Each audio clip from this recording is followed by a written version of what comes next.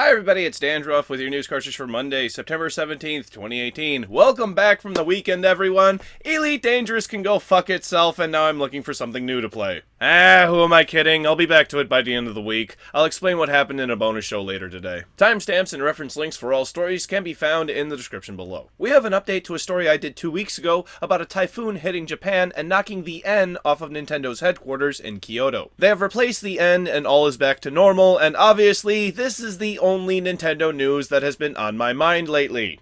$60 fucking dollars, charging admission to buy them. You can't even play other games with them, only NES games. For today's top story, we go back to our good old friend, the loot box. And by old, we mean we're sick and tired of dealing with him already. And it comes in 3 parts. The first one from Australia, where 7,000 gamers have been surveyed by the ECRC, the Environment and Communication Reference Committee, and the responses have indicated loot boxes are indeed gambling. The conclusion is the recommendation to restrict video games with loot box mechanics to only those gamers who are of legal age to gamble, as well as any government regulation that may come with it. Again, this is just a report on the survey, no action has been taken, but I would imagine that Australian lawmakers would use this as a basis for new legislation. Finland joins us next with a report from the Helsingin Sanomat. Sorry for the pronunciation on that, and I'm just gonna have to say that this is also translated through Google, and it may not be the best. So instead of the English it came up with, I'm going to give a summation of what I think it's trying to say. It goes over 4 different qualifications for something to be gambling.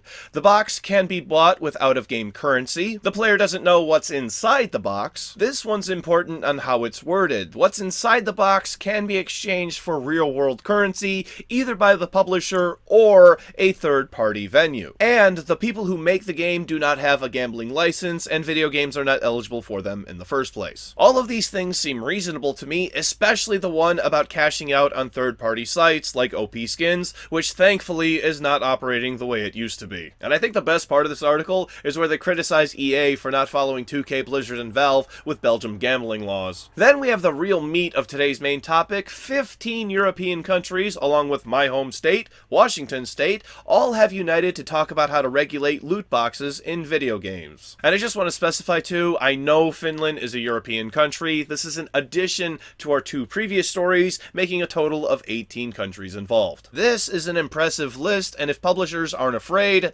they should be. It seems as though the industry was moving away from them anyway, but I have very doubt that few could not see this coming. Those few, of course, are the publishers who still want to cram gambling into their video games. Again, nothing has resulted of this just yet. Discussions have just begun, and I would imagine it would be some time before any action is taken. When that happens, be sure to stay tuned to News Cartridge, and I will keep you up to date on the ousting of the loot box. Let's get to release announcements with an unusual one, as Nvidia has announced a delay of their new RTX 2080 Ti graphics card by 1 week. Instead of September 20th, later this week, you will now have to wait until September 27th to buy the card that you should not have pre-ordered yet because no benchmarks exist as of the recording of this episode. And I just want to clarify too, this does not affect the RTX 2080. One more delay with Capcom pushing back the PC version of the Beat 'em Up bundle, which features a bunch of classic Capcom fighting games that aren't Street Fighter. Then we have Tetris Effect arriving on PS4 and PSVR in just a few months on November 19th. Finally, fans of the Assassin's Creed series may be happy to know a Kickstarter is soon underway to create a board game called Brotherhood of Venice, featuring cards and highly detailed miniatures. The campaign begins in November on Tuesday the 13th. Moving on to update news with Fortnite getting a patch soon that adds a new grenade weapon that spawns a complete pre-made fortress. No release date on this one just yet, and if Epic continues their behavior, I look forward to them adding it, then removing it, and then re-adding it at a later date. And our final update news is for Rebel Galaxy, adding 2 highly requested features, and one of them I understand,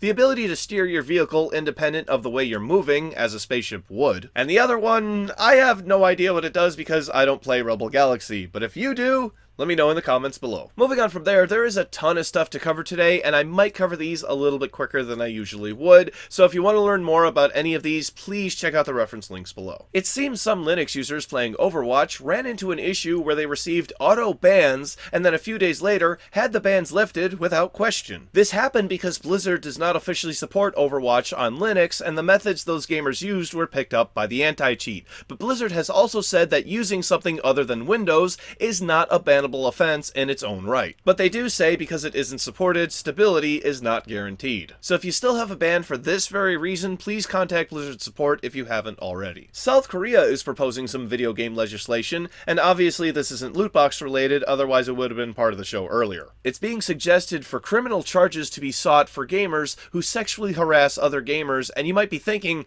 how is that even possible? Well, in Korea, your gamer tag is tied to what is effectively your social security number, so this could be a possibility. And this is one I'm not really sure how I feel about. Obviously, sexual harassment is disgusting and should never occur in video games. But a crime, when it's not related to somebody's workplace and there's methods of muting or blocking that person, I don't know. I think I'm just gonna have to think more on this subject. But if you want to share your thoughts, please do so down there. Okay, these have been some pretty heavy topics, so can we get something that's just a little bit lighter?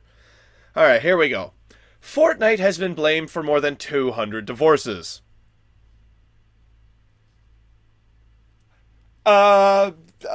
These numbers come from the UK, and it actually makes up about 5% of overall divorce proceedings. And it's not specified how many were because of time played, or money spent, or maybe, I don't know, somebody got butthurt because one shot somebody else in the head. In-game, of course, in-game. Okay, I'm gonna close my eyes and hope that this one's good. Oh, hey, cool. Video game news. Red Dead Redemption 2. The internet is speculating about the locations of the upcoming Rockstar title, the third in the series. This is because Rockstar released a bunch of new images which are amazing to see, and I recommend you take some extra time and gawk at them like I did. 2 left to go, and now let's talk about the first ever completely uncensored game on Steam, getting censored in 28 countries. This is what censorship is, because these countries have blocked the sale of negligee love stories from releasing to their citizens. Now personally, I do not have a problem with sex video games in general, unless children are involved of course, and more specifically, I do not have a problem with this game whatsoever. I wouldn't play this game, but that's because I'm not interested, which is to nobody's detriment. Developer Darker Studio says that if they were to censor it, they would have to change 90% of the content, but are looking into a censored version anyway, so they can release in those countries. Alright. Finally today, and I thought this was the best way to end today's show, with Facebook pulling advertisements for the Democracy series for being political. I haven't played any of the Democracy games, but from what I know, they're very UI based and allow you to make different choices in a government setting, and you get to see how those choices play out. You can do things like make the USA a completely communistic utopia if you know what you're doing. After a well-deserved snarky tweet from the developer and waiting more than 4 months, Facebook finally realized their error and reinstated the advertisements after admitting the game and its ads do comply with their policies. Facebook says, in a voice that I assume is similar to Stephen Hawking's, that they don't always get it right and they will miss ads from time to time and hope to improve their review process. Hey, I've got a suggestion. Have it take less than 4 months. None of these games will be pulled from my show. It's time for tomorrow's game releases. For PC, Landinar, Into the Void, Fishing Sim World, Blind, Speed Brawl, Transference, Labyrinth of Refrain, Coven of Dusk, and 60 Parsecs. For PlayStation 4, Anodyne, Transference, Downward Spiral, Horus Station, Labyrinth of Refrain, Coven of Dusk, Speed Brawl, Blind, Warface, Mutant Football League, Dynasty Edition, Fishing Sim World, Scribblenauts, Mega Pack, Legendary Fishing, Splody, Unearthing Mars 2, The Ancient War, Hover, Neon Wall, Trickster VR, Capcom Beat 'em Up Bundle, and RGX Showdown. For Xbox One, Transference, Speed Brawl, Fishing Sim World, Scribblenauts Mega Pack, and Capcom Beat 'em Up Bundle. For Nintendo Switch, Labyrinth of Refrain, Coven of Dusk, Undertale, Speed Brawl, Mutant Football League, Dynasty Edition, Scribblenauts Mega Pack, Legendary Fishing, Sword of the Guardian, Vorum, and Capcom Beat 'em Up Bundle. For PlayStation Vita, Pato Box. Thank you very much, everybody. This has been News Cartridge. I am Dandruff. I will see you tomorrow. And unfortunately, my obese parrot just passed away. However, it is a huge weight off my shoulders.